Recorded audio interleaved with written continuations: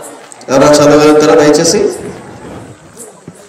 దుఃఖించువారు ధన్యులు, వారు ఓదార్చబడుదురు. చాలు చాలు చాలు, అందరూ పలకండి మాట. దుఃఖించువారు ధన్యులు, వారు ఓదార్చబడుదురు. ఇంకా అందరు రాలేదు, అందరి నోట్లోంచి రావాలి మాట. వెనకాల వెనకాల. దుఃఖపడివారు ధన్యులు, వారు ఓదార్చబడుదురు. హల్లెలూయా. ఆశీర్వాద కోడికకు వచ్చి మరి దుఃఖపడివారు ధన్యులు అంటారు ఏంటండి? ఆశీర్వాదం కావాలి కానీ మరి బైబిల్లో మనం అనుకునే వాటి అన్నిటికీ కూడా బైబిల్లో చాలా వ్యత్యాసం కనపడుతుంటది. లోకంలో ఉన్న ప్రతి తంతుకి, ప్రతి సామెతకు, ప్రతి సూక్తికి బైబిల్లో ఉన్న వాక్యము విరుద్ధంగా కనపడుతూ ఉంటది. యేసు ప్రభు ఈ లోకంలోకి వచ్చిన తర్వాత, ఆయన సువార్తకు పూనుకున్న తర్వాత ఆయన మాట్లాడిన ప్రతి మాట కూడా యూదా మత పెద్దల్లోనూ, శాస్త్రుల్లోనూ, పరిసయ్యుల్లోనూ తోటాలుగా పేరుని. కారణం ఏంటంటే అంతవరకు వారు అన్నడు వినని మాటలు ప్రభు మాట్లాడాడు. ఆశీర్వాదం గురించి వారెన్నడు ఇంతకు ముందు వినని విప్లవాత్మకమైన సందేశాన్ని ప్రభు పలుకుతున్నాడు. దేవునికి స్తోత్రాలు. అంతవరకు ఉన్న నారుడు ఏంటి అని అంటే, సంతోషంగా ఉన్నవారు ధన్యులు. లోకంలో ఉన్న నారుడు ఏంటి? ఒకడు ఆనందంగా ఎప్పుడు నవ్వుతా తిరుగుతున్నాడు అనుకో, ఏ కుర్రా మీ ఇంట్లో అడిగితే ప్రతిరోజు చికెన్, మటన్, ఫిష్ అని చెప్తున్నాడు అనుకో, ఏమంటా? లైఫ్ అంటే నీదిరా అంటారా? అనరా? బా ఎంత బ్లెస్డ్ రా, బ్లెస్డ్ యు ఆర్. లైఫ్ అంటే నీదిరా, నక్క తోక తగ్గేవరా, కనితే బూరెల బుట్టలో పడ్డావురా. ఎవరిని చూసి? చక్కని బట్టలు వేసుకుని కొత్త బండ్ల మీద తిరుగుతూ మంచి ఆహారం తింటున్నాడంటే, నవ్వుతూ ఉన్నాడంటే, పల్లి కిలించుకుంటూ తిరిగాడంటే వాడిని మనం ఏమంటాం? ధన్యుడు. అప్పుడు కూడా చాలా మంది తింటూ తాగుతూ సుఖిస్తూ మాకేం కొదవలే అని తిరుగుతున్న సమాజం ముందుకెళ్ళి ప్రభు అంటున్నాడు, మీరు కాదు నాన్న, మీరు ఒక రోజు ఏడుస్తారు, అయితే దుఃఖపడువారు ధన్యులు అంటాడు. ఇదేంటిది? సంతోషంగా ఉంటే ధన్యత, కానీ దుఃఖపడితే ధన్యత ఏముంది అందులో? ఏంటి ఇందులో దాగి ఉన్న ఆశీర్వాదం అంటే? వెంటనే రాయించాడు, దుఃఖపడువారు ధన్యులు, వారు. నీకు మాట చెప్తాను, క్రైస్తవులకు దుఃఖము లేకపోతే దేవుని ఆశీర్వాదం ఏంటో అర్థమయ్యే పరిస్థితి లేదు. దేవునికి స్తోత్రం. శక్తిని పొందుకునే అవకాశమే లేదు. దేవుని మహిమ ఎలా ఉంటుందో, ఆయన స్పర్శ ఎలా ఉంటుందో అర్థమయ్యే అవకాశము ఎంత మాత్రము లేదు. ఒక ఉదాహరణ, మీ సెల్ ఫోన్లో బ్యాటరీ ఎప్పుడు 100% ఉంటుంది అనుకోండి. ఎప్పుడు 100% ఉంటుంది, దిగట్లా. ఛార్జింగ్ పెట్టే వాళ్ళు ఎంతమంది ఇక్కడ పెడతారా? నేను మీకు అర్థం అవ్వాల. మీ సెల్ ఫోన్లో బ్యాటరీ 100% ఎప్పుడు అలాగే చూపిస్తుంది, బ్యాటరీ దిగట్లా. మీ భాషలో చెప్పాలంటే ఒక్క పుల్ల కూడా కిందకి వెళ్ళట్లేదు, పుల్లలన్నీ ఉన్నాయి. పెడతారా ఛార్జింగ్? ఎప్పుడు పెడతారు అంటే ఏంటి? ఆ స్విచ్ బోర్డ్ లో ఉన్న కరెంట్ నీ ఫోన్ లోకి, నీ బ్యాటరీలోకి రావాలంటే ఏం జరగాలి? ముందు బ్యాటరీ కరిగితే గానీ కరెంట్ యొక్క శక్తి నీ ఫోన్ కి, నీ బ్యాటరీకి. అలాగే అపోస్తలుడైన పౌలు అన్నాడు, బలహీనతల యందు నేను మిక్కిలి బహుగా అతిశయించున్నాను. కారణం ఏంటంటే నా బలహీనతల యందు క్రీస్తు యేసు యొక్క శక్తి సంపూర్ణమగుచున్నదని నమ్ముతున్నాను. దేవునికి స్తోత్రం. అలాగా దుఃఖపడినప్పుడే దేవుని బిడ్డలు ఆయన సన్నిధిలో ఏడ్చినప్పుడు మాత్రమే ఓదార్చబడే అవకాశం ఉంటుంది. దేవునికి స్తోత్రం. ఓదార్పుకి ఆశీర్వాదానికి సంబంధం ఏంటండి అని మీరు అనొచ్చు. నేను ఇంకా వాక్యంలోనికి వెళ్ళలేదు, ముందు మాటలే చెప్తున్నాను, జాగ్రత్తగా వినండి. ఓదార్పుకి ఆశీర్వాదానికి సంబంధం ఏంటనండి అని చాలా మంది అనుకుంటూ ఉంటారు. ఈ లోకంలో చాలా ఓదార్పు యాత్రలు జరిగినాయి, అందులో ఆశీర్వాదం ఎంత ఉందో నాకు తెలియదు. కానీ ఒకవేళ మీరు గనక హాస్పిటల్లో ఉన్నారు, బాగా అనారోగ్యంతో, మిమ్మల్ని ఓదార్చడానికి మీ వీధిలోంచి ఎవరైనా వచ్చారు, ఉత్తి చేతులతో వస్తారా, ఎవరో తీసుకుని వస్తారంటారా? చెప్పండి, ఉత్తి చేతులతో వస్తారా? పడుకునేవాడు కూడా బెడ్ మీద నీరసంగా ఉన్నాడు కదా, ఎవడొచ్చినా సరే ముందటి చేతిలో చూద్దాడు. ఈ నా కోసం ఏం తెచ్చాడు? ఆ డజన్ యాపిల్స్ తోను కేజీ ఆరెంజెస్ తోను వచ్చాడు అనుకోండి, ఇలాగైపోయిందంటే కొంచెం ఆడు ఏమీ లేకుండా వచ్చాడు అనుకోండి, ఏ బాబు ఎలా ఉన్నావు, చాలా నీరసంగా ఉంది, మళ్ళీ శాతం అంటే వచ్చేవాడు ఓదార్చడానికి ఏం తీసుకురావాలి? మనుషులే ఓదార్చడానికి ఏదో ఒకటి తెస్తుంటే, మీ ఆయన కొట్టాడని వీధిలో కూర్చుని వేడితే పక్కటి బినిగారు ఏం చేద్దాయి? ఏం తీసుకొద్ది? గబుక్కులో టీ తీసుకొద్ది. కాగమ్మా కొంచెం శాత తీసుకో, ఒక ఖర్చు తీసుకొద్ది. కాబట్టి ఓదార్చడానికి మనుషులే ఏదో ఒకటి తెస్తున్నప్పుడు, సర్వ సృష్టిని సృజించిన సృష్టికర్తైన దేవుడు ఓదార్చడానికి వచ్చినప్పుడు ఒక్క చేతులతో రాడు. దేవునికి స్తోత్రం. గమనించాలి, ఎవరైతే దుఃఖిస్తున్నారో వారిని ఓదార్చడానికి వచ్చేటప్పుడు ఆయన ఒక్క చేతులతో వచ్చే దేవుడు కాదు. ఆయన చెయ్య నీ పక్కింటోడు చేయలాగా, నీ బంధువు చేయలాగా చిన్నది కాదు. దేవునికి స్తోత్రం. వాక్యం అంటుంది, సహాయం చేయకుండాటకు ఆయన హస్తము కురచ కాలేదు. కురచ అంటే ఏంటి? ఆయన ఎంత హస్తం? కరుణ హస్తమైనది, దక్షిణ హస్తమైనది. దేవునికి స్తోత్రం. హల్లెలూయా. ఆయన కుడి చేతిలో దీవెనలు ఉన్నాయని వాక్యం చెప్తుంది. కనుక ఆదరించడానికి వచ్చినప్పుడు ఖచ్చితంగా ఆశీర్వాదంతో వస్తాడు. దేవునికి స్తోత్రం. ఈ రాత్రి నుంచి చెప్తున్న శుభవార్త ఏంటంటే, ఎవరైతే దుఃఖముతో దేవుని సన్నిధిలో ఏడుస్తూ కనిపెడుతున్న వారు ఎంతమంది ఇక్కడ ఉన్నారో నాకు తెలియదు, కానీ పోనీ ఒక్కరున్నా సరే ఈరోజు నా ప్రసంగం ఆ ఒక్కరి కొరకే. దేవునికి స్తోత్రం. అయితే దుఃఖపడని వారు మెసేజ్ అనుకుంటే వెళ్ళిపోవచ్చా అంటే కాదు, మీకు కూడా కొంత విషయం ఉంది. దేవునికి స్తోత్రం. చాలా ప్రాముఖ్యమైన విషయం ఉంది, జాగ్రత్తగా వినండి. కాబట్టి ఒక విషయం అయితే క్లియర్, ఏంటది? ఆదరించడానికి వచ్చేవాడు ఖాళీ చేతులతో రాడు. దేవునికి స్తోత్రం. ఈ విషయాన్ని దృష్టిలో పెట్టుకుని మనం ముందుకు వెళ్తాం. అయితే బైబిల్ గ్రంథంలో ఒకరిద్దరిని మీకు చూపిస్తాను, మీకు తెలిసిన వారిని మరి కొత్తగా పరిచయం చేయాలని ఆశపడుతున్నాను. దేవునికి స్తోత్రం. దుఃఖించిన వారు బైబిల్ గ్రంథంలో చాలా మంది ఉన్నారు. కొందరి దుఃఖము వెల్లడైంది, కొందరి దుఃఖము వెల్లడి కాలేదు. కొందరు మనుషుల ముందు ఏడ్చారు, కొందరు రహస్యముగా దేవుని ముందు ఏడ్చారు. కొందరి దుఃఖము అక్షరాల రూపము రాయబడింది, కొందరి దుఃఖము మరి అక్షరాల వెనక దాగి ఆత్మీయ మర్మముగా మిగిలిపోయింది. దేవునికి స్తోత్రం. 22 సంవత్సరాలు దుఃఖించిన ఒక యవనస్తుడు గురించి నేను మాట్లాడతాను. దేవునికి స్తోత్రం. ఎవరికైనా ఐడియా ఉందా? యెషయా 22 సంవత్సరాల బైబిల్ గ్రంథంలో దేవుని సన్నిధిలో ఏడ్చిన ఒక దేవుని బిడ్డ ఉన్నాడు. చెప్పండి. యోసేపు. యోసేపు అనే క్యారెక్టర్ బైబిల్లో యోసేపు ఉంది. హల్లెలూయా, హల్లెలూయా. యోసేపు ఎంతమంది తెలుసు? యోసేపు ఎప్పుడు ఏడ్చాడు బైబిల్లో? చెప్పండి. ఎక్కడ రాయబడింది? చూడండి, ఆదికాండము 45వ అధ్యాయము. ఆదికాండము 45వ అధ్యాయం మనం గమనించినట్లయితే అక్కడ యోసేపు ఎలుగెత్తి ఏడవడానికి మనం చూస్తాం. తీసారా? చదువు.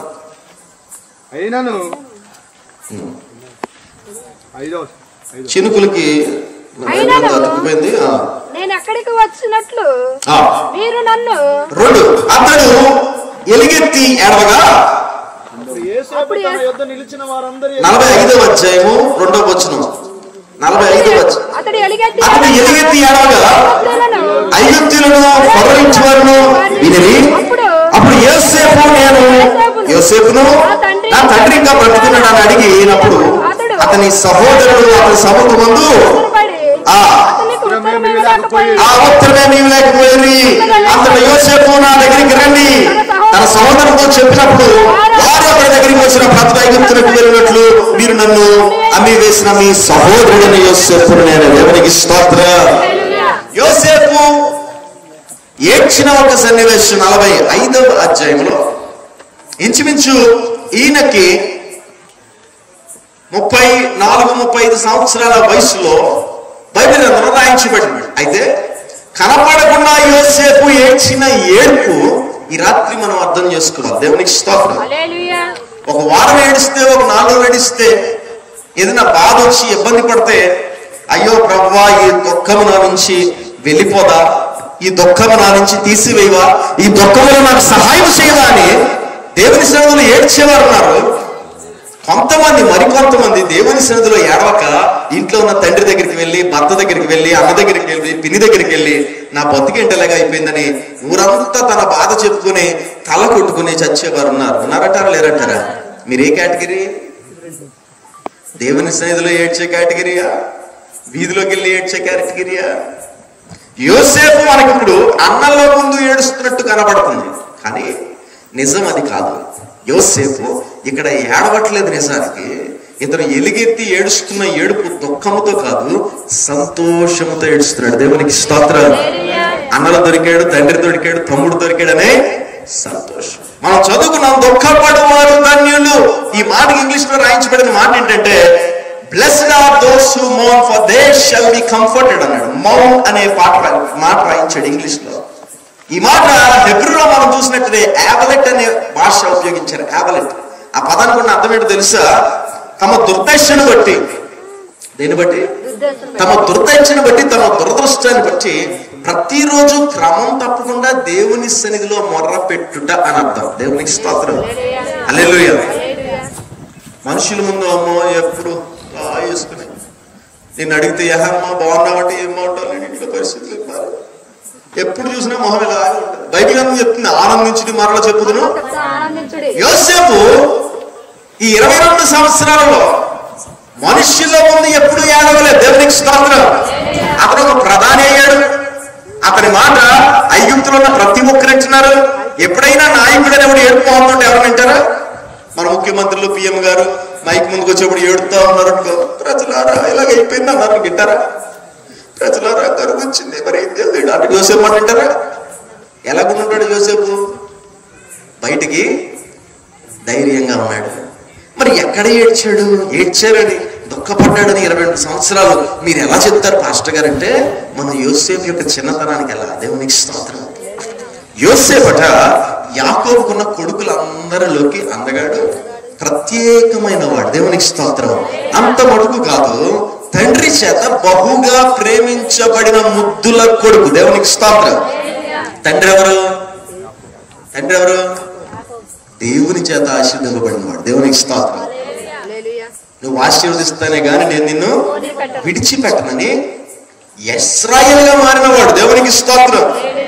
ఆశీర్వదింపబడిన తండ్రికి ఇతను ఎవరట? ముద్దుల కొడుకు. ఎవరు? ఇతనేమో డ్రెస్సింగ్ ఎలా ఉంటుందో తెలుసా మీకు? ఊర్లో అందరూ ఒకలాగా వేసుకుంటే యోసేపు మాత్రం విచిత్రంగా వేసుకుంటాడు. ఎందుకంటే వాళ్ళ నాన్న యోసేపు కోసం విచిత్రమైన బట్టలు కుట్టించాడట, విచిత్రపు అంగి కుట్టించాడట. ఏం కుట్టించాడు? ఇప్పుడు మీరు గమనించండి, యోసేపు లైఫ్ స్టైల్ ఎలా ఉంటుందో ఆలోచన చేద్దాం, మీకు అర్థం అవడానికి చెప్తాను. 20 సంవత్సరాల క్రితం ఊర్లో టీవీలు ఉండే కాదు. 20-30 సంవత్సరాల క్రితం ఊరికి ఎన్ని టీవీలు ఉండే? ఆ ఇంట్లో ఏమనేవాళ్ళు? మరి టీవీ లేదు కదా. ఆ టీవీ ఆన్ చేస్తే ఊరంతా వెళ్ళి ప్రత్యేకంగా చూడాలి. 20-30 సంవత్సరాల క్రితం బుల్లెట్ బండ్లు అందరి దగ్గర ఉండే కాదు. ఇప్పుడు ప్రతి ఒక్కడు బుల్లెట్ వేసుకుని తిరుగుతున్నాడు అనుకోండి, అదే విషయం. ఊర్లో ఒక్కడికి ఉండేది బుల్లెట్. ఎంతమందికి? ఆడు ఊర్లో వెళ్తుంటే డుప్పు డుప్పు డుప్పు ఉందని మొత్తం అందరూ అలా పనులు మానేసి బయటకు వచ్చి ఏమవుతుందిరా ఫ్లైట్ వెళ్తుందని చూడమే. నీకు అర్థమవుతుందా నేను చెప్పేది? అప్పట్లో కార్లు అందరికి లేవు. ఊర్లో ఒక అంబాసిడర్ కారు ఉండేది. కారు వెళ్తుందంటే ఏదో ఎంత జరుగుతున్నట్టుగా పిల్లలందరూ బయటకు వచ్చేసి, ఆడవాళ్ళందరూ బయటకు వచ్చేసి తెల్లని అంబాసిడర్ కారు చూసారు. గుర్తున్నాయి మీకేంది? కారణం ఏంటి? సమాజంలో ఒకడు ప్రత్యేకంగా ఉంటే, ఎవరికి లేనిది వాడి దగ్గర ఉంటే వాడిని ఎలా చూస్తారు? ఇప్పుడు యాకోబు చాలా ఆస్తిపరుడు, పిల్లలందరూ కూడా ఆస్తిపరులే. కానీ యాకోబు కుటుంబంలో యోసేపు చాలా ప్రత్యేకమైనడు. యోసేపు ఇంటి నుంచి బయటికి వెళ్ళి మళ్ళీ ఇంటికి వస్తే ఊరంతా యోసేపు అలా చూడాల్సింది. ఎందుకు? ఎవడు వేసుకుని బట్టలు మనడు వేసుకుంటాడు. ఎవరి దగ్గర లేని పాకెట్ మనీ యోసేపు దగ్గర ఉంటుంది. ఇంకో విషయం ఏంటో తెలుసా? ఇంట్లో తనే కింగ్. యోసేపు ఏం చేసేవాడట? బైబిల్లో రాయించబడింది, తన అన్నల గురించిన చెడు సమాచారము తండ్రికి చేరవేసేవాడట. అంటే యోసేపు ఏం చెప్తే అదే వాళ్ళ అన్నల జీవితంలో కూడా జరుగుతుంది. శాసిస్తాడు ఈయన. దేవునికి స్తోత్రం. అది ఒక్కటే కాదు, వాళ్ళ కుటుంబంలో యాకోబుతో ఎప్పుడో దేవుడు మాట్లాడాడు, కానీ యోసేపుతో ప్రతి రాత్రి దర్శనంతో మాట్లాడేస్తున్నాడు. దేవునికి స్తోత్రం. ఇంకా దర్శనాలు ఎలాగుందంటే, నాన్న నువ్వు అమ్మ అందరూ వచ్చిన కారు మీద పడబోతున్నారని చెప్తున్నాడు. దేవునికి స్తోత్రం. ఇప్పుడు యోసేపు లెవలేంటి? లెవలేంటి? ఒక ప్రత్యేకమైన వ్యక్తి. అప్పుడు ఇంకా ప్రధానం లేదు. ఊర్లో చాలా స్పెషల్ బాయ్. ఒక రాగా చెప్పాలంటే ప్రెసిడెంట్ గారి అబ్బాయి, దేవునికి స్తోత్రం. అలాంటి యోసేపు, అందరూ ప్రత్యేకంగా చూసిన యోసేపు. తండ్రి అంటే యోసేపుకి ప్రాణం, యోసేపు అంటే తండ్రికి ప్రాణం. అంత పెనవేసుకుపోయిన అంత ముద్దుల కొడుకు ఒకానొక రోజు అన్నలు అతని మీద అసూయపడి, ఈ తమ్ముడు ఉంటే మన ఆటలు సాగరా, పెద్దోడి విషయాలు, కడమోడి విషయాలు, మధ్యనోడి విషయాలు అన్ని తీసుకెళ్ళి నాన్నకి చెప్పేస్తున్నాడు, వీడిని చంపేయాలరా అని చెప్పి విచిత్రపు అంగి తీసేసి యోసేపును కొట్టి గుంటలో పాడేసి అతన్ని బానిసగా అమ్మేసి పంపేసి, తండ్రి అడిగాడు యోసేపు ఏమైపోయాడు, ఇదిగో ఈ అంగి చూడు, దీని మీద రక్త మరకలు ఉన్నాయి, క్రూర మృగం వచ్చి నీ కొడుకుని చీల్చి. ఇప్పుడు యోసేపు సంగతి ఆలోచించండి. ఇంత ధనంతో, ప్రత్యేకమైన బట్టలతో, ఇంత గారాల కొడుకుగా ఊరిలో అందరి దృష్టిలో ఒక రాజకుమారుల్లో పెరిగిన యోసేపు ఇప్పుడు బట్టలు లేకుండా ఒకరు యోసేపుని ఎత్తుకెళ్ళిపోతున్నారు. ఊరు అన్నలు అందరూ కనపడుతున్నారు, దూరంగా కేకలేస్తున్నాడు, ఎత్తుకెళ్ళిపోతున్నాడు. ఎక్కడానికి లేదు. అక్కడి నుంచి పోతిఫర్ అనే ఒకని ఇంట్లో పడ్డాడు. అతడు చాలా నమ్మాడు యోసేపు. అయితే అతని భార్య యోసేపు మీద కన్నేసి నాతో పాపం చేయమన్నది. మనోడు ఒప్పుకోలేదు. ఒప్పుకోకపోగా ప్రతిఘటించినందుకు నన్ను వ్యభిచారిగా, నేనే వ్యభిచారిగా జైలుకి వెళ్ళిపోతాను అని ఆమె యొక్క అవమానాన్ని బయట పెట్టకుండా వెళ్ళిపోయాడు. దేవునికి స్తోత్రం. తప్పు లేకుండా వెళ్ళిపోయాడు. ఎంత వయసు యోసేపు అప్పటికి? 17 సంవత్సరాలు. దేవునికి స్తోత్రం. హల్లెలూయా. బానిసగాను చెరసాలగాను 13 సంవత్సరాలు ఉన్నాడు. రోజు ఏం చేశాడు మరి యోసేపు అంటే తెలుసా మీకు? ఏం చేశాడు? తండ్రిని అన్నల్ని జ్ఞాపకం చేసుకుని కుటుంబం వరకు దుఃఖపడుతున్నాడు. దేవునికి స్తోత్రం. దుఃఖపడుతున్నాడు. బయటికి చూపించలేదు, మనుషుల ముందు చూపించలా, దుఃఖపడుతూ ఉండగా ఒకనొక రోజు ఫరోకి కల వచ్చింది. తన బాబా చెప్పాడు, యోసేపుని గనపరిచాడు. యోసేపు ప్రధాన 9 సంవత్సరాలు అయిపోయింది. అది 17 వయసులో వచ్చాడు. ఇటు 13, 9, 22 సంవత్సరాలు కుటుంబానికి దూరంగా ఉన్నాడు. అందరి ముందు యోసేపు ఎవరు? ప్రధాని. ఒకనొక సమయంలో అందరి ముందు యోసేపు ఎవరు? బానిస. ఇంకొక సమయంలో అందరి ముందు యోసేపు ఎవరు? ఒక రేపిస్ట్. మామూలు నింద కాదు. ఊర్లో ముందులు కొడుకుగా తిరిగిన వాడు ఒక రేపిస్ట్ గా, రేప్ చేసి ఒకటి జైలుకి వెళ్తే ఎలా చూస్తాం మనం? అంటే ఎలా చూస్తామమ్మా? అలాంటి నింద పడిన తర్వాత 22 సంవత్సరాలు. అందరూ అనుకుంటారు యోసేపు చాలా స్ట్రాంగ్ గా ఉన్నాడు. 22 సంవత్సరాలు యోసేపు అసలు బాధలేదు. కాదు కదా. 22 సంవత్సరాలు ప్రతి రాత్రి యోసేపు దేవుని సన్నిధిలో ఏడ్చాడు. మనుషుల ముందు ఏడవలేదు. దేవునికి స్తోత్రం. హల్లెలూయా. యోసేపు వరకు ఒక సంతోష ఉదయాన్ని దేవుడు దాచించాడు. దేవునికి స్తోత్రం. కీర్తన అన్నట్టు కదా, కన్నీటి రాత్రులు నేను గడిపిన వెంటనే సంతోష ఉదయాలను ఎదుర్కొన్నా. దేవునికి స్తోత్రం. హల్లెలూయా. ఎన్ని సంవత్సరాల కన్నీరండి? ఎన్ని సంవత్సరాలు? 22 సంవత్సరాల కన్నీరు. అలా కారుస్తూనే ఉన్నాడు. ఒక రోజు వచ్చింది, ప్రధాన్ని చేశాడు దేవుడు. ఇంకొక రోజు వచ్చింది, యాకోబు ఎక్కడైతే నివసిస్తున్నాడో అక్కడ కరువు వచ్చింది. అన్నలందరూ వచ్చి ముందు నిలబడ్డారు. అన్నలు భయపడ్డారు యోసేపుని చూసి. యోసేపు అని తెలిసిన తర్వాత యోసేపు ఏమంటారు తెలుసా? అన్నలారా, మీరు దుఃఖపడకూడదు, ఈ కరువు ముందు రాబోతుందని దేవుడు ముందుగానే నన్ను పంపించాడు. వెళ్ళి నా తమ్ముడు తీసుకురండి, వెళ్ళి నా తండ్రిని తీసుకురండి. దేవుడికి స్తోత్రం. ఏడ్చి వారి బయటపడి ముద్దు పెంచుకుంటున్నాడు. ఒక్కసారిగా 22 సంవత్సరాల దుఃఖము యోసేపు కనపడలేదండి. తల్లి బిడ్డను నెప్పులతో కన్నా సరే ఒక్కసారి బిడ్డ బయటికి రాగానే నెప్పులన్నీ ఎలా మర్చిపోద్దాం. 22 సంవత్సరాల దుఃఖం యోసేపు మరిచిపోయాడు. కుటుంబంతో తిరిగి చేర్చబడ్డాడు. దేవునికి మహిమ కలుగును గాక. ఆమేన్. కారణం ఏంటి అంటే 22 సంవత్సరాల్లో ఎప్పుడు ఏడ్చినట్టు బైబిల్ గ్రంథంలో ఎందుకు రాయించబడలేదు అని అంటే యోసేపు ఏ మనిషి ముందు ఏడవలేదు. దేవునికి స్తోత్రం. ఏ మనిషి ముందు ఏడవలేదు. ఈ రాత్రి నేను మీకు చెప్తున్న విషయం ఏంటో తెలుసా? దుఃఖపడు వారు ధన్యులు. ఎక్కడ? పిన్ని గారి దగ్గర కాదు, ఎక్కడ? వియ్యపురాల దగ్గర కాదు, తాతగారి దగ్గర కాదు, ప్రెసిడెంట్ గారి దగ్గర కాదు. అదేం దరిద్రం, కష్టం ప్రకారం ఊర్లో ఎవరు పెద్ద ఇల్లు అయితే ఆడి దగ్గరికి వెళ్ళిపోయి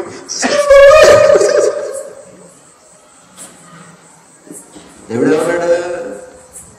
ఇచ్చివాడిగా చేస్తాను కానీ కష్టం రాగానే వెళ్ళిపోతాం. బంధుబలము. చాలా మంది ఇలా బాధపడుతుంటారు, కష్టం వస్తేనండి నన్ను ఆదుకోవడానికి నాకు ఎవ్వరు లేరండి. ఉన్నారా ఇక్కడ? ఒంటరి దాన్ని. కొంతమంది దైవజనులు అయితే ఒంటరి ఉండండి, నాకు బాధ వస్తే ఓదార్చడానికి నాతో ఎవ్వరు లేరండి. నేను చెప్తున్నాను, నువ్వు చాలా ధన్యుడివి, ధన్యురాలివి. దేవుని స్తోత్రం. వాక్యం చెప్తుంది, ఒంటరి వాడు 1000 మంది అవుతాడు. కారణం ఏంటో తెలుసా? నీకు ఒకవేళ బంధు బలం ఉంటే, నీకు ఒకవేళ కులం అనే బలం ఉంటే, నీకు ఒకవేళ రాజకీయ బలం ఉంటే, నీకు ఒక రౌడీ బలం ఉంటే, నీకు ఒకవేళ మా అన్నయ్య ఉన్నాడని నీకు అనిపిస్తుంటే, అతని యొక్క సహాయం, అతని యొక్క ఓదార్పు మాత్రమే తెలుస్తుంది. దేవునికి స్తోత్రం. కానీ సర్వోన్నతులైన దేవుని హస్తం ఎంత పెద్దదో, ఆయన ఓదార్పు ఎలాంటిదో, ఆయన ముట్టుకుంటే ఏం జరుగుతుందో, ఆయన నిన్ను పరిగించి చూసి నీకు సహాయం చేసినప్పుడు అది ఎలా ఉంటుందో నువ్వు తెలుసుకోవాలంటే ప్రియ దేవుని మీద నువ్వు ఒంటరిగా ఉండాలి. దేవునికి స్తోత్రం. నీ దుఃఖం ఒంటరిగానే దేవుని సన్నిధిలో వెలవించుకోవాలి. నాకెవ్వరూ లేరని మనుషుల కోసం ప్రాకులాడి మనుషుల దగ్గర చెప్పుకుని ఏడవడం కాదు. మీరు ఎందుకు ఓదార్చబట్లేదు చాలా మంది మీలో అంటే, చాలా మందికి దుఃఖపడడం తెలియదు. ఏం తెలియదు? దుఃఖపడటం తెలియదు. యేసు ప్రభుట శిష్యుల్ని అక్కడ పెట్టేసి కొండ మీదకి వెళ్ళి ఎలా ఏడుస్తున్నాడట? అందరినీ తీసుకెళ్ళి ఏడ్చాడా? ఒంటరికి వెళ్ళాడు. ఎన్ని సందర్భాలు? సెలవుడానికి ముందు వెళ్ళాడు. బాప్తిస్మం ఇచ్చి యోహాను చచ్చిపోయినప్పుడు కూడా ఏరు దాటి వెళ్ళి ఒంటరిగా అరణ్యంలో ఏడ్చాడు. దేవునికి స్తోత్రం. మనుషుల ముందు ఎప్పుడు ఏడవని తీసుకురావు. దేవునికి మహిమ కలుగును గాక. మనిషిగానే ఉన్నాడు ఆయన భూమి మీద. ఆయన కూడా ఏడుపు వచ్చింది, ఆయన కూడా దుఃఖం వచ్చింది. దీనికి అతీతుడిగా బ్రతకలేదు ఆయన. దేవునికి స్తోత్రం. ఆయన కూడా ఏడ్చాడు, కానీ దేవుని సన్నిధిలో ఏడ్చాడు. దేవునికి స్తోత్రం. రాత్రి నువ్వు ఎక్కడ ఏడుస్తున్నావు? నట్టింట్లో కూర్చుని ఏడుస్తారు కొంతమంది ఆడవాళ్ళు. మీకే చెప్తున్నాను, చిన్న కష్టం వీధిలోకి వచ్చేసి, వసారాలోకి వచ్చేసి కింద కూర్చుని గుండ్లు బదులు జుట్లకి ఎదరేసుకుని దరిద్రం వాళ్ళ ఇంట్లో ఉండదు. చెప్తాను, సైతాన్లు వస్తాయి. దేవుడు సహాయం చేయడం తర్వాత సంగతి. అమ్మ బాబు అనగానే పొరకలు వచ్చేస్తాయి. జాగ్రత్త లేదు. ఎక్కడ ఆడవాలి? అది 1 సంవత్సరం అవ్వచ్చు, 2 సంవత్సరాలు అవ్వచ్చు, 10 సంవత్సరాలు అవ్వచ్చు, 20 సంవత్సరాలు కూడా అవ్వచ్చు. కానీ నువ్వు చూసే ఆశీర్వాదం ఎవ్వరూ కొరవలేదు. దేవునికి స్తోత్రం. 22 సంవత్సరాలు ఏడ్చిన తర్వాత ఫరో అంటున్నాడు, ఈ రాజ్యానికి నేనే ఫరోని, కానీ యోసేపు చెప్పకుండా, యోసేపు సెలవు ఇవ్వకుండా ఎవ్వడు ఏలు గాని కాలు గాని కలగకూడదు. దేవునికి స్తోత్రం. చెప్పడం ప్రార్థన కనపడదా? ఈరోజు దుఃఖపడి వారు కదా, మీరు ధనిలు. కారణం ఏంటంటే నీ కొరకు ఒక సంతోష ఉదయము దేవుడు దాచి ఉంచాడు. ఆ సంతోష గడియ ఈ రాత్రే కావచ్చు కూడా. దేవునికి మహిమ కలుగును గాక. ఆ సంతోష గడియ ఈ రాత్రే కావచ్చు. నా ఏడుపు ఎవరు చూడలేదు నువ్వు అనుకుంటున్నావేమో. కాదు. నీ ఏడుపులు దేవుని సన్నిధిలో ఏడుస్తుంటే ఖచ్చితంగా ఆయన చూస్తున్నాడు. నీ కన్నీరు ఆయన కవిరిలో దాచి ఉంచాడు. దేవునికి స్తోత్రం. వృధాగా పోదని. ఎంతో మంది ఏడ్చారు. హిజ్కియా ఏడ్చాడు, దేవుడు విన్నాడు. దేవునికి స్తోత్రం. హాగర్ ఏడ్చింది, దేవుడు విన్నాడు. నువ్వు ఏడిస్తే వింటాడా? విన్నా చెప్పాలి. అందరూ ఎరగాలన్నారు. వింటాడా? వినరా? కానీ కొంతమంది కాన్ఫిడెన్స్ లేదు. కారణం ఏంటంటే మేము ఎప్పుడు ప్రార్థనలో గంట కూర్చుని ఆడలేదు కదండి. మా ఏడుపు అంతా మా ఆయన దగ్గర, మా ఊళ్ళో ప్రెసిడెంట్ గారి దగ్గర, మా ఇంట్లో పెద్దోళ్ళ దగ్గర, ఎప్పుడు ఏడుపు వాళ్ళ దగ్గరే. లేదా కరెక్ట్ గా శుభవారం పెళ్లి జరుగుతుంటే అక్కడికి వెళ్ళి ఎడుతుంది. పెళ్లింట్లోకి వెళ్ళి ఎడుతుంది ఈవిడ. సంతోషించు వారితో కలిసి ఏం చేయమన్నాడు దేవుడు? ఈవిడ ఏం చేస్తుంది? పెళ్లింట్లోకి వెళ్ళి అన్ని చూసుకుని, నా ముందు కూడా బతుకుంటా ఇలా చేసుకునేదమ్మా. ఇప్పుడు చచ్చిపోయిన కూతురు ముందు అక్కడికి వెళ్ళి ఎడుతావే. నీకు అర్థమవుతుందా నేను చెప్పేది? మనుషుల ముందు ఏడుస్తే వాళ్ళకి కాన్ఫిడెన్స్ ఉండదు. ఏముండదు? ధైర్యం ఉండదు, నమ్మకం ఉండదు. ప్రతి దానికి కృంగిపోతారు. యోసేపు 22 సంవత్సరాల్లో ఏ రోజు కృంగిపోలేదు. దేవునికి స్తోత్రం. చెరసాల కృంగ చేయలేదు యోసేపుని. గుంట కృంగ చేయలేదు. బట్టలు లేకుండా 2 సార్లు అయ్యాడు యోసేపు. ఒకసారి అన్నం చేత వ్యవస్థగా చేయబడ్డాడు, ఇంకోసారి పోతీఫరు భార్య దగ్గర వ్యవస్థగా చేయబడ్డాడు. బట్టలు లేకుండా రోడ్డు మీద పరిగెట్టినప్పుడు కూడా కృంగిపోలేదు యోసేపు. దేవునికి స్తోత్రం. కారణం ఏంటో చెప్పమంటారా? యోసేపు కార్చిన కన్నీరు దాని యొక్క ప్రతిఫలము దేవుడిచ్చిన వాగ్దానము యోసేపుకు బహుధైర్యం పుట్టిస్తున్నాయి. దేవునికి స్తోత్రం. ఈరోజు నా దేవుడు నాతో మాట్లాడు, నాకు వాగ్దానం ఇచ్చాడు అన్నవారికి ఎంతమంది కన్నీటితో దేవుని పాదాలు తడిపి వాగ్దానాలు పొందుకున్న వాళ్ళు ఎంతమంది ఉన్నారు? ఇక్కడ దర్శనాలు చూసిన వాళ్ళు ఎంతమంది ఉన్నారు? ప్రవచనం విన్న వారు ఎంతమంది ఉన్నారు? ఈరోజు అది కనిపెట్టే స్థితిలో క్రైస్తవ సంఘాలు లేవు.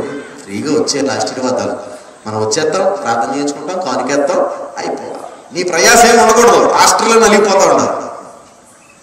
దేవుడు దాన్ని కోరుకుంటే దేవుడు నువ్వు ఆయన సన్నిధిలో దుఃఖపడుట ఆయన చూడాలనుకుంటున్నాడు. దేవునికి స్తోత్రం. ఏంటంటే మన దేవుడు అన్న సాడిస్ట్ ఆయన దగ్గరికి వచ్చి ఎడితే ఆయన సంతోషమా? అందుకే దగ్గర బిడ్డ నువ్వు ఎప్పుడు ఆయన సన్నిధిలో మోకరించి ఎడుతావా, నీ మీద దీవెనలు కొమ్మరెత్తావా రెడీగా ఉంటాడు అంతే. దేవునికి స్తోత్రం. నువ్వు రావు, ఎక్కడి నుంచి రావో అక్కడికి వెళ్ళి ఏడుస్తావు. 10 మీలో ఉంటారు. ఏమండి నాకే కష్టం లేదండి, నాకే కష్టం లేదు, నా మీద ఏగా వాళ్ళనా వచ్చేస్తారు మా వాళ్ళు అనేవాళ్ళు లేరా? నా మీద ఏగా వాళ్ళనా వచ్చేస్తారు. ఏ కాదు ఎవరు కొట్టాలంటే నా సత్తా నీకు తెలీదు. అసలు నీకు తెలియని ఒక విషయం ఏంటో తెలుసా? నీ మీద ఏక వాళ్ళకుంటే మీ ఊళ్ళో వచ్చేస్తా ఉంటారు కదా. మనుషుల యొక్క శక్తి మాత్రమే చూస్తున్నాం. ఒకసారి ఏగను కాదు, ఒకసారి బలిని దోమని మొసలను కూడా వారించుకుని దేవుడి శక్తి ఏంటో చూడు. దేవునికి స్తోత్రం. అప్పుడు అర్థమవుతుంది నీకు సింహాల కోరలో దానిలా బతికాడు. దేవునికి మహిమ కలుగునుగాక. అప్పుడు అర్థమవుతుంది సంసోను సింహాన్ని ఎలా చీల్చాడు. దేవుడు యువత వచ్చేదంటే ఇంక దేవుడికి ఏముంది కానీ వచ్చిన అర్థమవుతుంది. నా భాషలో నీ కష్టం ఎవరికి చెప్పుకోకు, నీ ధైర్యము నీ నమ్మకము నీ బంధువుల మీద పెట్టుకోకు. ఎక్కడ పెట్టుకోవాలి తెలుసా? సర్వోన్నతమైన దేవుని మీద పెట్టుకుని రహస్యంగా గదిలోకి ఏడవడం మొదలెట్టు. దేవునికి ఇష్టం. ఈరోజు ఏడ్చే స్త్రీలు దేవుని సంఘాల్లో కావాలి. దేవునికి మహిమ కలుగునుగాక. దేవుడి స్థితిగతులను తారుమారు చేయాలి. యువత సామ్రాజ్యం అంతా చచ్చిపోవడానికి, వారిని చంపేయడానికి ఒక తాకీదు ఏర్పాటు చేస్తాడు. రామాను గుద్దేశాడు రాజముద్ద. దాని మీద ఇద్దరు ప్రార్థన చేశారండి. ఎవరు? ఒకటి మొద్దుగై. ఒక్క రాత్రిలో సీనంతా రివర్స్ చేశాడు దేవుడు. దేవునికి స్తోత్రం. ఎవరి కోసం ఉరికమ్మ రెడీ చేశారో ఆ ఉరికమ్మ మీద ఆడేలా చేశాడు. దేవునికి మహిమ కలుగును గాక. లక్షల మంది యూతుల ఓచపోత ఆపేశారు. ఇద్దరు ఏడ్చాడు. ఎంతమంది ప్రాణానందం 3-4 ఏం భయపడింది? క్రీస్తు బలిపేట కింద ఉన్న వారందరూ ఏడుస్తున్నారట. తండ్రి మా పక్షంలో నువ్వు ఎప్పుడు ఎప్పుడు ఎప్పుడు రివెంజ్ తీర్చుకుంటావంటే తండ్రి అంటాడంట నా నిమిత్తము హతసాక్షులుగా కావలసిన వారి లెక్క ఉంది, అది పూర్తయిన తర్వాత చెప్తారన్నాడు. దేవునికి స్తోత్రం. అంటే అర్థం ఏంటి? ఆయన కోసం ఎంతమంది చచ్చిపోవాలో ఇష్టం ఉంది. దాన్ని ఆపడానికి నువ్వెవడు నేనెవడు. దేవునికి స్తోత్రం. అది జరిగి తీరాల్సిందే.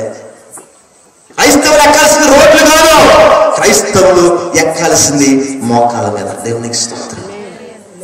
నువ్వు వెళ్ళి దేవుని సన్నిధిలో ఏడు, ప్రభువా ఆ దేశంలో పరిస్థితి ఎలా ఉంది, క్రైస్తవుల పరిస్థితి ఎలా ఉంది, సంఘాల పరిస్థితి ఎలా ఉంది, సేవకుల పరిస్థితి ఎలా ఉందని వెళ్ళి గదిలో వెళ్ళి ఏడు.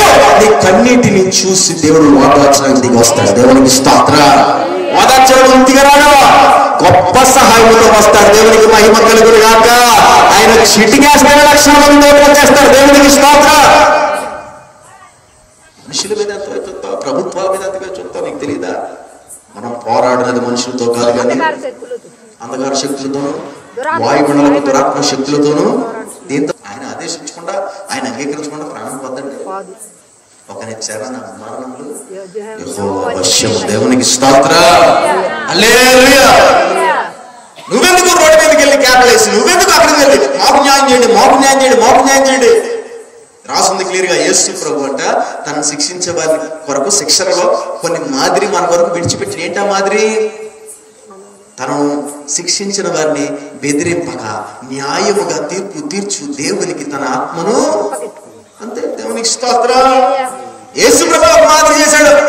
నువ్వేం చేయాలి? మరి ఏం చేయాలండి?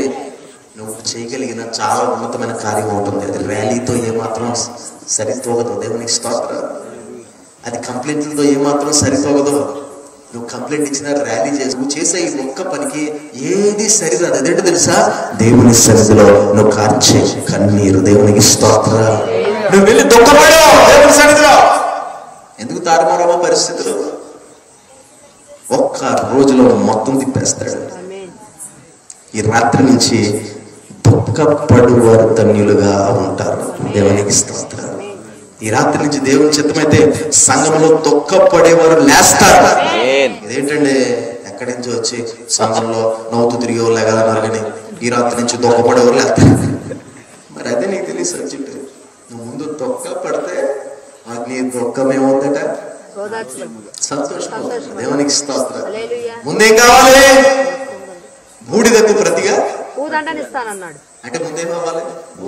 అది మరి నువ్వు బూడిదావో, నువ్వు దిట్టంగా ఉంటావు కుదమట్టంగా, ప్రభా బూడిద ప్రతిగా పూదండనిస్తావు కదా ప్రభా, ఏ ప్రభా పూదండ, నువ్వు బూడిదేయమన్నాడు. నువ్వు ముందు కాలిపోవాలి, నీ శరీరాశలు కాలిపోవాలి, నల్లగొట్టబడాలి, నువ్వు అవమానింపబడాలి, నువ్వు అప్పుల్లోకి వెళ్ళాలి, రోగాల్లోకి వెళ్ళాలి. నువ్వు కాలిపోయి ఇంక నా వల్ల కాదు బూడిద అయిపోతావు అనుకుంటా తెలుసావా? అప్పుడు బూడిదని పూదండగా మార్చడం, బూడిద ప్రతిగా. దేవునికి అంటే రీప్లేస్ చేస్తాడు నీ జీవితాన్ని. దేవునికి మహిమ కలుగును గాక. బానిస నుంచి ప్రధానిగా చేసాడండి. ఏంటది? అంచెలంచెలుగా లేపాడా? చెరసాలలో ఉండే బానిస ఎవడు, సింహాసనం మీద వచ్చిన ప్రధాని ఎవడండి? ఎంత వ్యత్యాసం ఉంది మధ్యలో? ఎంతమంది ఉంటారు మధ్యలో? ఇక్కడి నుంచి తీసుకెళ్ళి అక్కడ వేసాడు. దేవునికి స్తోత్రం. నువ్వు నీ కుటుంబం గురించి ఆడగలిగితే, నీ భర్త గురించి ఆడగలిగితే, నీ బిడ్డల గురించి ఆడగలిగితే, నీకు తెలియదు నీ కోసం కూడా యోసేపు కొరకు దాచి ఉంచిన ఒక సంతోష హృదయం దాగి ఉంది ప్రియ దేవుని మీద. దేవునికి స్తోత్రం. నువ్వు ఎదురు చూడు, పట్టు విడిచిపెట్టుకో, నువ్వు ఏడువో, లోకముని నిన్ను చూసి అవమానిస్తారు. ఒకవేళ కొన్నిసార్లు దైవ సేవకులు కూడా అవమానించొచ్చేమో, ఒకవేళ నీ ఫెలో క్రిస్టియన్స్ విశ్వాసులు కూడా అవమానించొచ్చేమో. ఏంటమ్మా దేవుడు నమ్ముకున్నా 5 సంవత్సరాలు అయిపోయింది, ఏం జరగదే? విన్నారా ఈ మాటలు? ఏం జరగదే? ఇక్కడ మనం షడ్రక్ మిషక్ అబేద్నెగోలు జ్ఞాపకం చేసుకోవాలి. ఏమన్నారు? మా దేవుడు వచ్చి మనం రక్షిస్తాడు, ఒకవేళ రక్షించకపోయినను. దేవునికి స్తోత్రం. హల్లెలూయా. ఎందుకన్నారో తెలుసా? ఆయన యందు విశ్వాసం ఎప్పటికీ వృధాగా ఉండదని ఆయనకు తెలుసు. దేవునికి స్తోత్రం. నువ్వు కార్చిన కన్నీరు ఎప్పటికీ వృధాగా పోదని నీకు తెలుసా?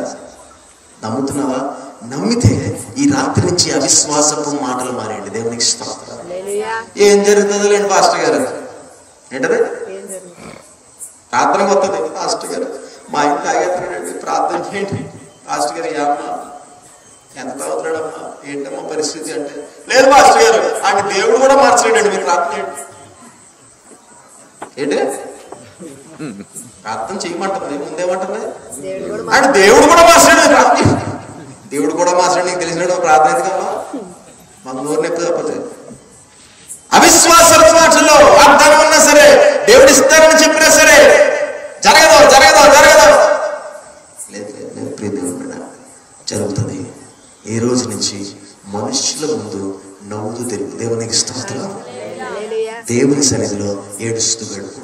మీ హృదయంలో రాసుకోండి ఈ మాటలు. లైన్ చెప్పి 2 లైన్లు చెప్పండి. మనుషుల ముందు నవ్వుతూ తిరుగు అనండి. పక్కన చెప్పండి, మనుషుల ముందు నవ్వుతూ తిరుగు. 7 మోకాలు ఉంటాయి, అలా చూసి చెప్పండి. తప్పలేదు, టైం మీకు ఇస్తున్నాను, టైం వచ్చింది. తక్కువ 7 మోకాలు ఉంటాయి, అలా చూసి చెప్పండి. మనుషుల ముందు నవ్వుతూ తిరగాలి చెప్పండి. దేవుని సన్నిధిలో ఏడుస్తూ పెడతాడు. సూపర్. ఈ లైన్ కనుక మీకు ప్రతిరోజు గుర్తుంటే ఎంత అద్భుతం తెలుసా మీ జీవితం? రేపు పొద్దున్న నుంచి ఎంత అద్భుతమో తెలుసా? అమ్మ అలా ఉన్నావే అని ఎవరు అడగరు. నేను అమ్మ ఏమైంది నేను చెప్తున్నాను. దైవజనుడు మాటను ఉన్నట్టుగా తీసుకుంటే ఆ రోజుతో మారిపోతుంది నీ జీవితం. ఈ క్షణంతో మారుతుంది. నేను చెప్పిన ఈ మాటను ఈ క్షణం తీసుకుంటే ఈ క్షణమే మారిపోతుంది. ఎలా చెప్తారంటే వాక్య ఆధారం లేకుండా నేనేది చెప్పను. ఇంకో కారణం మీకు చూపిస్తాను, చూడండి. మొదటి సమయాల గ్రంథం ఎవరో వెంటనే చెప్పారు మీరు. మా సేవకులు చెప్పేస్తారు, మీరు చెప్పాలా?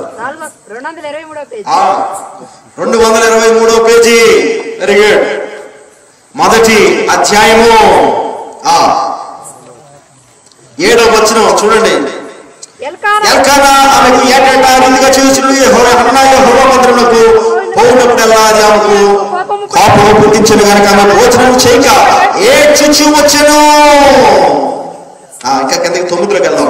వారు షీలోహులో అన్నపానములు పుచ్చుకున్న తర్వాత హన్నా లేచి యాజకుడైన ఏలీ మందిర స్తంభం దగ్గర ఉన్న ఆసనం మీద కూర్చుండగా బహు దుఃఖాక్రాంతురాలై వచ్చి యెహోవా సన్నిధిని ప్రార్థన చేయు బహుగా ఎక్కడ ఏడ్చిందట? మనుషుల దగ్గర, యెహోవా సన్నిధిలో. ఎక్కడ ఏడ్చిందమ్మా? అమ్మా ఎక్కడ ఏడ్చింది?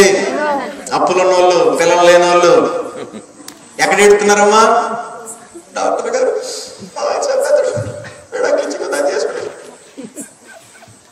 ఏడిచిందా? దేవుని సన్నిధిలో ఆమె ఏడుతుంటే భర్త చెడ్డాడే పిచ్చుకోమా, నేను లేనేంటి 100 మంది పిల్లల కంటే నేను శ్రేష్టమైన వాటిని అలా పువ్వులకు చూసి దేవుని సన్నిధిలో ప్రార్థన మాట దేవుని సన్నిధిలో ఏడ్చేస్తున్నాడు. ఎంత ఏడ్చిందో తెలుసా? మనుషుల ముందు ఏడవట్లా, దేవుని సన్నిధిలో ఏడుస్తుంది. ఎంత ఏడ్చిందో తెలుసా? ఎంత ఏడ్చిందో తెలుసా?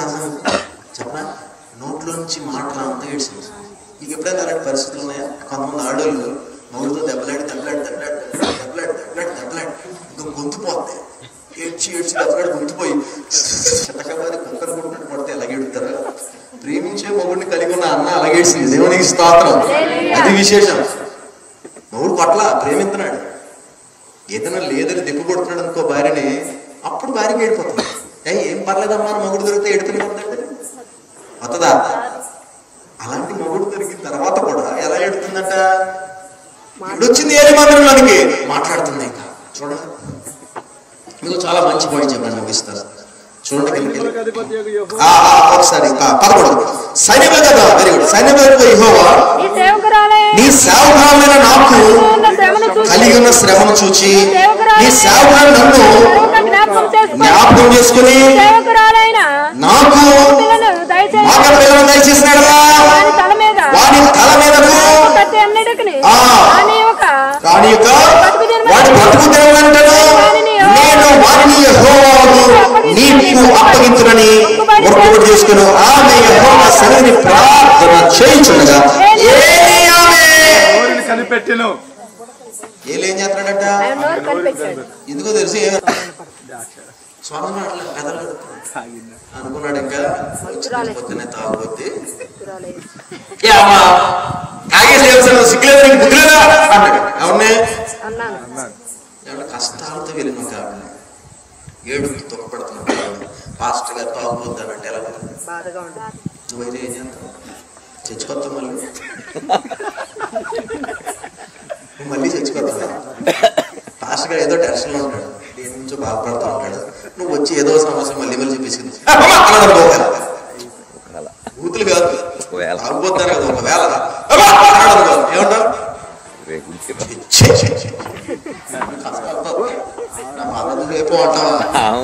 పది మంది కూడా మొత్తం తీసుకెళ్ళిపోతాను పరివారాన్ని అంటావా? ఇలాంటి క్యారెక్టరే సేమ్ ఏలి చేసినట్టు యేసుప్రభు చేశాడు. ఇలాంటి క్యారెక్టర్ ఒక ఆవిడ కొత్త మమ్మల్ని కనపడుతుంది. ఎవరు చెప్పండి? చెప్పండి. నా దగ్గరికి వచ్చింది ఒక ఆమె, అయ్యా స్త్రీ పాప అన్నాడు. ఏమన్నా తెలుసా? వాళ్ళ మీద ఇంకొకళ్ళ దగ్గరికి వెళ్తారు అంటే ఏమన్నాడు? ఆవిడ ఏమన్నాడు? వాళ్ళ మీద ఉన్నాయి కుక్క పిల్లలు పెట్టాను అంటే ఆవిడ ఏమన్నట్టు? కుక్క అన్నాడు. ఆమె పిల్ల కుక్క పిల్ల. ఏమన్నాడు? కుక్క అన్నాడు. ఈయనేమన్నాడు? తాగుబోదు. అదేంటంటే కష్టాలతో వచ్చిన ఒక ఆయన తాగుబోదు అంటాడు. యేసుప్రభువేమో కుక్క. ప్రతికూల పరిస్థితి ఎదురవుతుంది. నువ్వైతే చచ్చిమానేస్తావు. వాళ్ళు ఏం చేస్తారు తెలుసా? నా ఏలిన వాడా, నేను తాగలేదయ్యా, మనోవేదన చేత దుఃఖపడుతూ మంచి మాటలండి యెహోవా సన్నిధిని నన్ను నేను కొమ్మరించుకొనుచున్నాను. దేవునికి స్తోత్రం. నాకు చాలా ఇష్టమైన మాట. ఏమన్నా తెలుసా? కొమ్మరింపు ఎప్పుడైనా తెలుసా? వీళ్ళు ఎవరికి ప్రార్థన తెలుసు చాలా మందికి, కొమ్మరింపు తెలియదు. అదే ప్రార్థన వేరు, కొమ్మరింపు వేరా? మరి వేరు కాదండి. చిట్టపట చినుకులు జడివాన ఒకటేనా? చిట్టపట చినుకుల్లోనూ వర్షం పడుతుంది. నా పడి చిట్టపట చినుకులు కూర్చున్నావా లేచిపోయావా? జడివాన పడితే కూర్చుంటావా? తేడా ఏంటి? రెండు వర్షమే, పడే విధానంలో తేడా ఉంటుంది. దేవునికి స్తోత్రం. ఇది అలా పడాలి వెళ్ళిపోతా ఉంటుంది పక్కకి. జడివాన పడినా ఏమవుద్ది? టప టప టప. కొమ్మరి నేర్చుకోవడం అంటే తెలుసా, వర్షం ఆకాశం నుంచి ఎలా పడుతుందో నీ ఆత్మ దేవుని సన్నిధిలో దేవుని పాదాల మీద అలా పడుకోవాలి. దేవునికి స్తోత్రం. నీ కన్నీళ్లు కారి పాదాల మీద పడడం కాదు, కంట్లో నుంచి వస్తున్నప్పుడే దేవుని పాదాలు తాకేయాలి. దేవునికి మహిమ కలుగును గాక. అలా కనుక నువ్వు దేవుని సన్నిధిలో ఏడ్చి కొమ్మ రెమ్మ బాధ కలిగితే, ఇక్కడ వాడు దైవజనుడి మాటను చూడాల, ఇక్కడ యేసు ప్రభుని మాట చూడాల. దేవునికి స్తోత్రం. అక్కడి నుంచి స్వరం నెగిటివ్ గా వచ్చినా పట్టించుకోవాలా. విశ్వాసం ఒకటే, నేను ఏడుస్తున్నాను, నా దేవుడు నా కన్నీరు దాటిపోడు. వాడన్నాడు దావీదు కుమారుడా నన్ను, హల్లెలూయా, నన్ను అంటే అర్థం ఏంటో తెలుసా, నా ఏడుపుని అని అర్థం. దేవునికి నన్ను అంటే తెలుసా, నా కన్నీటిని. దేవునికి మహిమ కలుగును గాక. ఒక మంచి మాట, దేవుడు దేనైనా దాటి వెళ్తాడేమో గాని, నిన్నైనా దాటి వెళ్తాడేమో గాని, నీ కంట్లోంచి వచ్చి నీళ్లుంటే చూసావా, అవి దాటిపోడు. దేవునికి స్తోత్రం. దైవజనుడి ప్రార్థన మీద డిపెండ్ అవ్వ, ప్రార్థన చేయించుకో. కానీ వాటి మీద డిపెండ్ అయ్యి నీ కన్నీటి ప్రార్థన అభిషేకాన్ని కోల్పోతే ప్రియ దేవుని బిడ్డ, నువ్వు పరిస్థితులను తారుమారు చేసే బిడ్డగా ఎప్పటికీ మారు. సంతోష హృదయాలను ఎప్పటికీ చూడవు. దైవజనుడి దగ్గర నుంచి ప్రతికూల స్వరం వచ్చింది, అయినా సరే ఈమె దైవజనుడిని చూడలే. ఎవరిని చూస్తుంది? హల్లెలూయా. యేసు ప్రభు దగ్గర నుంచి ప్రతికూల స్వరం వచ్చింది, మనిషిగా తిరుగుతున్న యేసునామం చూడలా, అభిషేకము చూస్తుంది. దేవునికి స్తోత్రం. హల్లెలూయా. ఈ రాత్రి నీ పక్కన అంటున్న మాటలో, విశ్వాసులు అంటున్న మాటలో, ఆఖరికి దైవ సేవకులు అంటున్న మాటలో విని నొచ్చుకొని సంఘాల నుంచి బయటికి వెళ్ళిపోయి కోప్పడిపోయి దేవుని సేవకులు తిరగబడిపోయి ఇదంతా చేయొచ్చు. నీ కష్టం ఉంది, నీ కష్టంలో, నీ బాధలో ఒక నిజాయితీ ఉంది, నన్ను ఎవరో ఆదరించాలని కోరుకోకు. ఎక్కడికి వెళ్ళాలి నువ్వు? కుమ్మరించుకున్న కన్నమ్మ ఏమైందో తెలుసా? చూడండి వెంటనే చదవండి. 17 అంతటా నీవు క్షేమముగా వెళ్ళుము, ఇశ్రాయేలు దేవునితో నీవు చేసుకున్న మనవి ఆయన దయ చేయును గాక అని చెప్పిన దేవునికి స్తోత్రం. ఈ రాత్రి నేను చెప్తున్నాను, ఒకవేళ ఎవరైనా ఇక్కడ కొన్ని సంవత్సరాలుగా, కొన్ని నెలలుగా, కొన్ని రోజులుగా దేవుని సన్నిధిలో ఏడుస్తూ బ్రతుకుతున్న వారు ఉంటే వారు ఒక్కరైనా, ఇద్దరైనా, నలుగురైనా మీతో చెప్తున్నాను, ఈ రోజు ఇక్కడి నుంచి క్షేమంగా వెళ్ళండి. దేవునికి స్తోత్రం. మీ మనవి దేవుడు విన్నాడు, నీకు దయ చెయ్యబోతున్నాడు. దేవునికి స్తోత్రం. నువ్వు ఊహించని కార్యము, ఎలా జరుగుతుందని భయపడుతున్న కార్యము ఈ రాత్రే అది మొలిచెను. దేవునికి స్తోత్రం. ఇదిగో నూతన క్రియ నేను చేయించున్నాను, ఇప్పుడే అది మొలిచెను, మీరు దాన్ని యోచింపరా. దేవునికి స్తోత్రం. మొలకొచ్చిందని నమ్ము. నువ్వు నమ్మితే ఏం చేయాలి తెలుసా? ఈ రాత్రి నమ్మితే ఏం చేయాలి తెలుసా? చూడండి వెంటనే, చూడండి 18. ఆమె అతనితో, నీ సేవకుడైన నేను నీ దృష్టికి కృప పొందుదును గాక అనెను. తరువాత ఆ స్త్రీ తన దారిని వెళ్ళిపోయి భోజనము చేయొచ్చు నాట నుండి దుఃఖముఖిగా ఉండటం. దేవునికి స్తోత్రం. ఇది ఏమన్నా మాస్క్ అండి? కరోనాలో వచ్చిన మాస్క్. కరోనాలో పెట్టుకున్న మాస్క్ కరోనా పోగానే ఏం చేశావు? మరి దుఃఖముఖాన్ని అలాగే తీసేస్తారా? తీసేయగలుగుతాం. నువ్వు దైవజనుని యొక్క మాట నమ్మితే, వాగ్దానం నమ్మితే, దేవుని యొక్క స్వరమును నమ్మితే, వాగ్దానం పట్టుకుంటే నువ్వు తీసేస్తావు. నేను ఆ నలుగురి గురించి చెప్తున్నాను సుమా. ఈ మాట ఏ నలుగురి గురించి? కొన్ని సంవత్సరాలుగా, కొన్ని నెలలుగా, కొన్ని రోజులుగా దేవుని సన్నిధిలో ఒంటరిగా నీ భర్త గురించి, బిడ్డల గురించి, నీ శ్రమల గురించి ఏడుస్తున్నావు చూసావా? నేను చెప్తున్నాను, ఈరోజు ఆ ఏలి పలికిన మాట నేను పలుకుతున్నాను. క్షేమంగా వెళ్ళిపోయి ఇక్కడి నుంచి. దేవునికి స్తోత్రం. వెళుతూ మళ్ళీ దుఃఖముఖాన్ని తీసుకెళ్తావు. ఏం చేయాలి? దాన్ని పక్కన పెట్టు. ఆ నలుగురు కాకుండా మిగతా 40 కోసం చెప్తున్నాను. ఏంటో తెలుసా? ఏడవ మొదలెట్టినామా? ఏడవడమ్మా, దేవుని సన్నిధిలో పడి పోజాడమ్మా, గుండెలు బాదుకోండమ్మా, దుఃఖపడండమ్మా. మనుషుల ముందు కాదు, దేవుని ముందు దుఃఖపడండి. దేవునికి స్తోత్రం. హల్లెలూయా. దేవుని సన్నిధిలో ఏడవండి. మీరు ఏడుస్తేనే కార్యాలు జరుగుతాయి. ఏడవడం నేర్చుకుంటే అన్యులు మనం చూసి అంటారు, ఏంటంటే ఎప్పుడు చర్చిలోకి వెళ్ళి ఏడుస్తూ ఉంటారు.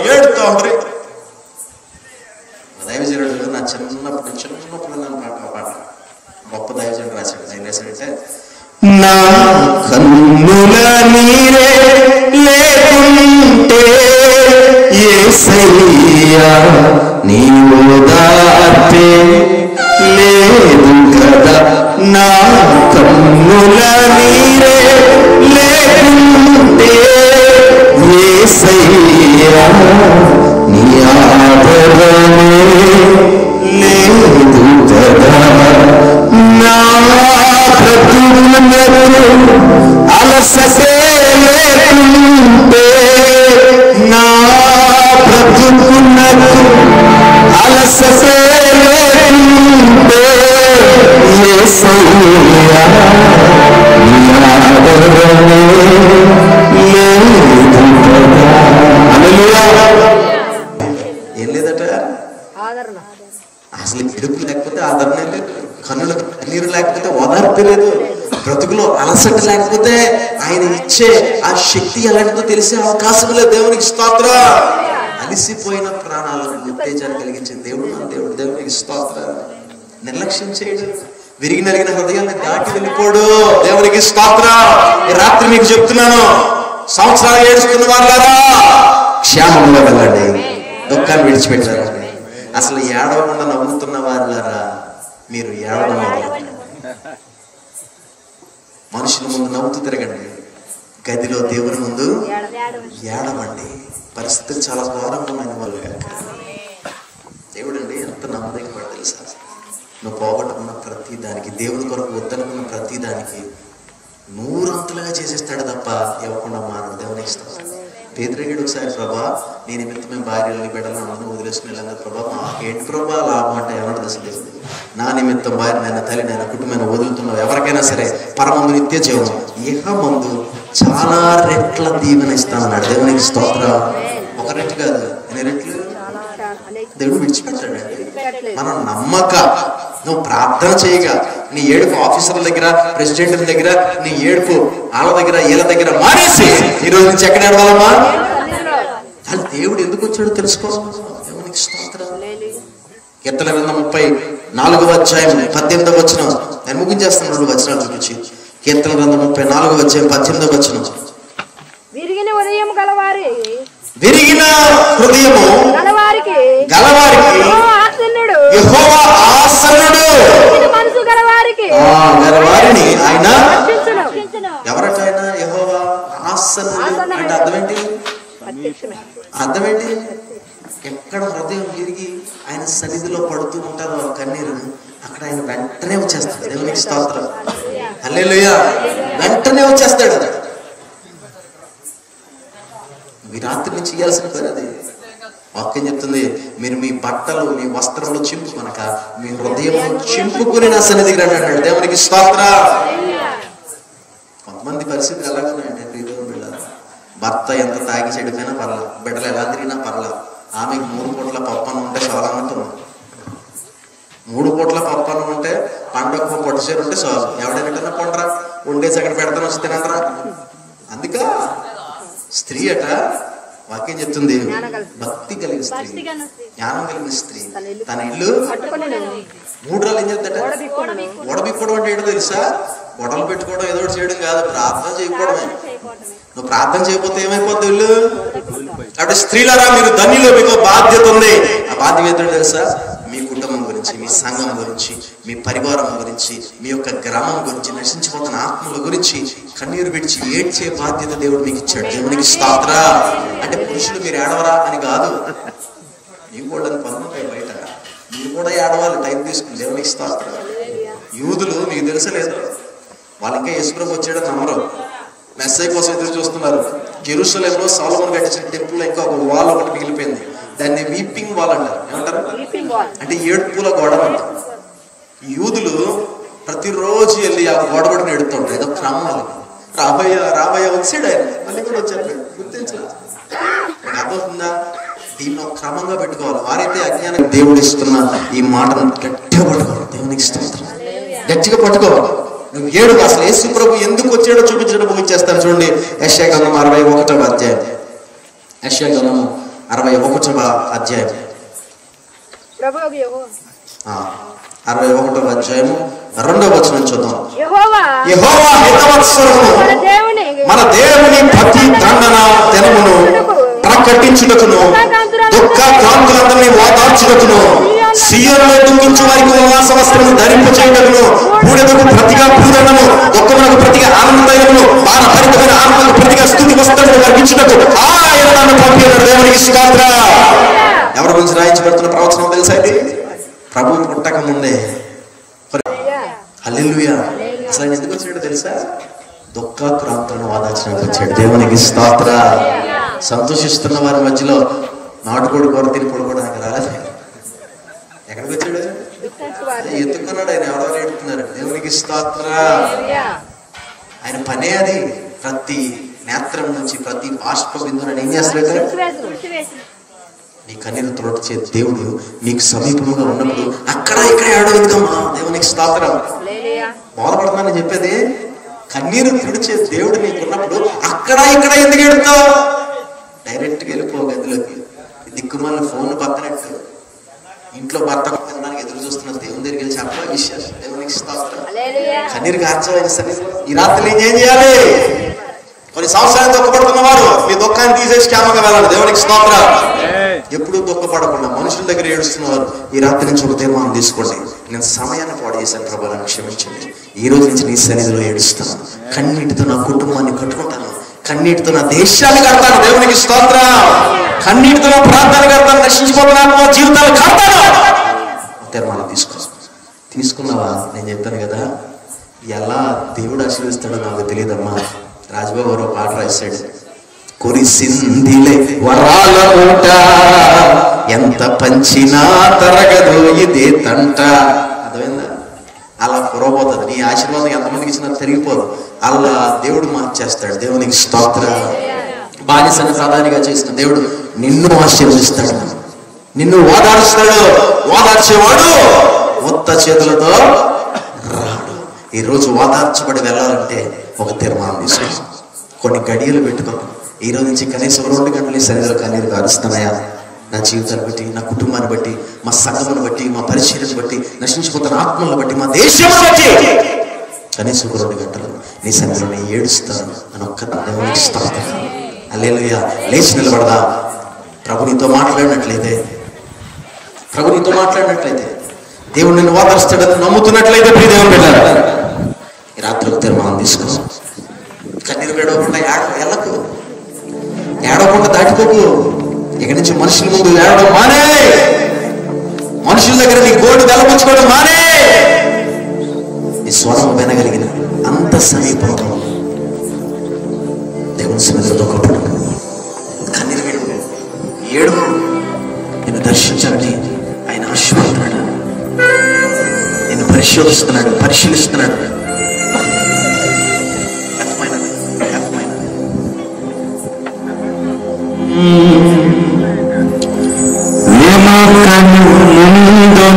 కప్పి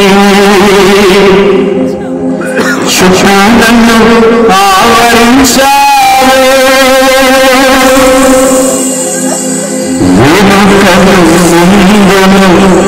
కప్పి శుభ్రను ఆవరించావే.